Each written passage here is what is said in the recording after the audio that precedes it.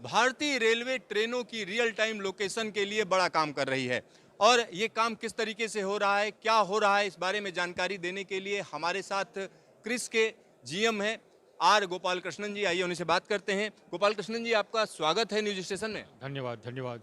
Sir, जब हम real time location की बात करते हैं तो आखिरकार मायने क्या हैं इसके और क्या कर रही है क्रिस?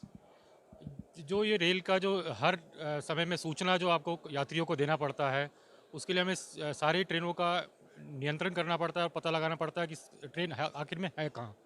इसके लिए हमने हर एक लोको इंजन में हमने लगभग 6,500 इंजनों में जीपीएस और इसरो के सैटेलाइट ट्रैकिंग डिवाइसेस लगाए हैं, जो कि हर 30 सेकंड में लोकोमोटिव की रफ्तार और उनका स्थान बराबर बताते रहते हैं, जिसको हम अपने कंप्यूटर में लेते हैं। और उसके बाद बाकी जितने भी हमारे सिस्टम्स हैं, चाहे 139 के इंक्वायरी सिस्टम हो, यात्रियों की सूचना के लिए स्टेशनों पर हो, उन सब पे हम जानकारी प्रदान करते हैं। लगभग 6,500 लोकोमोटिव में अभी तक हम ये सिस्टम लगा चुके हैं और बाकी जितने 6,000 लोकोमोटिव में इसका कार्य प्रगति पर है। सर, जैसे किसी लोकोमोटिव में आपने लगा दिया ये सेंसर या जो भी सिस्टम है आपने लगा दिया, उसके बाद वो लोकोमोटिव जो है उसकी इंफॉर्मेशन आपके पास कैसे आती है कि ये मालगाड़ी में लगा है या पैसेंजर गाड़ी में लगा है, वो किस तरीके से आप लोग करते हैं? हाँ, तो उसकी जानकारी हमारे पास अलग से यात्री एवं माल भाड़ा के लिए हमारे पास सूचना प्रणाली है। और हर इंजन जो है किस ट्रेन में लगा है, उस सूचना प्रणाली में उसकी सूचना उपलब्ध है, जिससे हम लोग उसको पता करा लेते हैं कि वो यात्री गाड़ी की है या मालगाड़ी की है। और उसके बाद उसके हिसाब से अगर यात्री गाड़ी की है तो वो बाकायदा फिर वो पैसेंजर के रिजर्वेशन सिस्टम्स और यात्री के सूचना प्रणाली में उसकी सूचना प्रदान की जाती है, जिसको फिर वेबसाइट के माध्यम से या टेलीफोन के माध्यम से यात्रीगण पता कर सकते हैं। सर, इस इंफॉर्मेशन का एक तो उपयोग ये हो गया कि ट्रेन कहाँ पर है, कितनी देर से चल रही है, बाकी और क्या उपयोग किया जाता है इस डेटा का? तो इस डेटा का उपयोग एक तो यात्री के लिए है और दूसरा हमारा पूरा जो परिचालन प्रबंधन नियंत्रण सिस्टम है, चाहे वो माल भाड़ा का हो, चाहे यात्रियों का ट्रेनों का हो, वो पूरा कंट्रोल चार्ट और नियंत्रण कक्ष इसी सूचना से चलता है कि गाड़ी कहाँ है। उसके हिसाब से हमारे नियंत्रक जो हैं, हर हर हमारे जो कंट्रोल रूम जिसको कहा जाता है, वो उसकी प्रगति की मॉनिटरिंग करते हैं और उसके हिसाब से वो सही गंतव्य में पहुंचा जाए। उसकी पूरी और इवन ड्राइवर की बुकिंग हो कि ड्राइवर चढ़ाना है, टाइम से चढ़ाया जाए, गाड़ी कितनी लेट है, उसका कॉल कब पहुंचना है, ये सब चीज़ें इसी सूचना पे निर्धारित है। सर, जब हम क्रिस की बात करते हैं तो अमूमन लोगों के जहन में क्रिस नहीं आता है, क्योंकि टिकट तो रेलवे दे रही है, पैसा रेलवे काट रही है, लेकिन सारा खेल क्रिस कर रहा है। तो क्रिस और क्या क्या चीज़ें कर रही है जिसके बारे में आप बताना चाहेंगे? क्रिस लगभग पूरे रेल के लिए एक तरह से आजकल आईटी बैकबोन जिसको कहते हैं, कि पूरा जो कंप्यूटर का जो बैकबोन है वो क्रिस करती है। क्रिस एक बड़ी संस्था है जिसमें खुद के 800 के ऊपर सॉफ्टवेयर इंजीनियर हैं, जो कि इसकी पूरी कोड और उसकी मेंटेनेंस करते हैं। और सारी इस विभागों रेलवे की, चाहे वो यात्री हो, चाहे वो माल भाड़ा हो, चाहे वो हमारे कार्मिक विभाग हो, या हमारे लेखा विभाग हो, या हमारा रोलिंग स्टॉक जिसको हम कहते हैं, वैगन हो गया, कोच की मॉनिटरिंग हो, चाहे ट्रैक का इंस्पेक्शन हो, वो सारा चीज़ हम क्रिस के थ्रू उपलब्ध कराते हैं।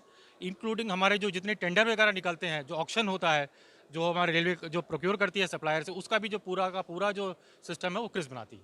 सर, ये तो बात हो गई क्रिस बनाती है, लेकिन लोगों की जो आम शिकायत होती है, जब वो टिकट बुक कराने जाते हैं आईआरसीटीसी की वेबसाइट पर, तो कहते हैं कि साहब वहाँ ऐसे ऐसे सेफ्टी फीचर्स लगा रखे हैं कि एक बार उन्होंने लॉगिन किया और लेट हुआ, तुरंत जो है या गलत कोड डाल दिया, फिर उनको दोबारा करना पड़ता है।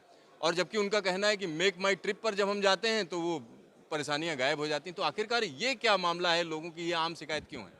जो हमारा जो क्रिस का जो है, जो भी आईआरसीटीसी के हिसाब से जो उनको लिखती है, जो पैसेंजर शिकायत आती है कि कभी लगता है कि बुकिंग जो है 8 बजे सुबह तत्काल जब खुलता है तो सारी टिकटें गायब हो जाती हैं। उसके लिए हमने काफ़ी चेक्स लगा रखे हैं, चाहे वो गूगल के लेटेस्ट जो कैप्चा हो, वो सब जो है क्रिस उसके ऊपर निरंतर उस पर प्रयास जारी है कि हम जो जितने दलाल हैं या जितने लोग उसकी कालाबाजारी करना चाह रहे हैं, उसके आगे हम रहें। ये पूरी कोशिश आपकी रहती है। सर, एक और चीज़ हम जानना चाहते हैं, कैप्चा कई बार होता है वो न्यूमेरिकल चीज़ें रहती हैं, 4+25, 4+, यानी इस तरीके की चीज़ें रहती हैं। बहुत लोग देश में ऐसे भी हैं जो पता चला वो जोड़ ही नहीं पाए, इस तरीके के लोग भी हैं। तो उनके लिए कुछ उस तरीके का कैप्चा नहीं हो सकता है जो आसान हो, देखने में यानी कुछ विजुअल उसके अंदर हो जिससे वो उसको कर सकें, इसमें कोई बदलाव करने की कोई आप लोग सोच रहे हैं? हाँ, इस पे जो है इसको कहते हैं गूगल कैप्चा, जिसमें आपने देखा होगा कभी रेड लाइट के सिग्नल दिखाने के लिए दिया पिक्चरों में, या बस गिनने के लिए दिखा दिया, या साइकिल गिनने के लिए, या फुटपाथ गिनने के लिए दिखा दिया। वो चीज़ें भी क्रिस करता है। तो इसमें जो है जो कैप्चा आता है उसमें बदलाव बदलाव भी उसका जो बदलाव की हम निरंतर हम प्रयास करते रहते कि कौन सा सबसे अच्छा, ताकि यात्री को असुविधा न हो, कि उसमें बहुत बड़ी गणित न करना पड़े, ताकि आसानी से वो पहचान सके कि क्या कैप्चा है। उसकी हमारी निरंतर प्रयास है और हम लोगों ने उसके ऊपर कार्य भी किया हुआ है। सर एक आखिरी सवाल है, अगर हम टिकट बुकिंग की बात करें तो किसी भी सर्वर की एक कैपेसिटी होती है कि एट ए टाइम इतने लोग आ जाएं तो बैठ जाता है, या उसका जो बैंडविड्थ है वो कहीं ना कहीं कंज्यूम हो जाती है।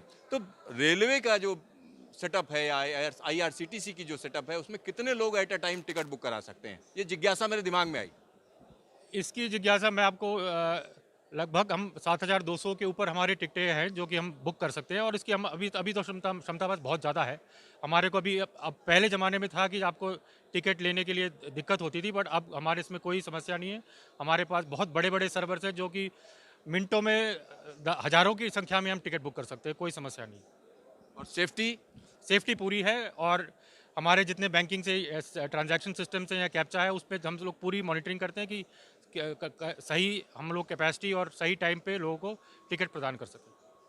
आपका ढेर सारा धन्यवाद न्यूज स्टेशन से बातचीत के लिए। धन्यवाद, थैंक यू। तो यहाँ पर आप समझ लीजिए, जब क्रिस की बात करते हैं तो क्रिस कहीं ना कहीं पीछे से काम करने वाला खिलाड़ी है, यानी हमेशा उनको जागरूक रहना पड़ता है 24 घंटे, क्योंकि तमाम लोग ऐसे हैं जो कहीं ना कहीं सर्वर में ही सेंध मार दें, या पता चला पूरा का पूरा सिस्टम हैक करने की कोशिश कर दें, तो उन पर भी नज़र रखनी है और लगातार अपनी टेक्नोलॉजी को भी अपग्रेड करते रहना है।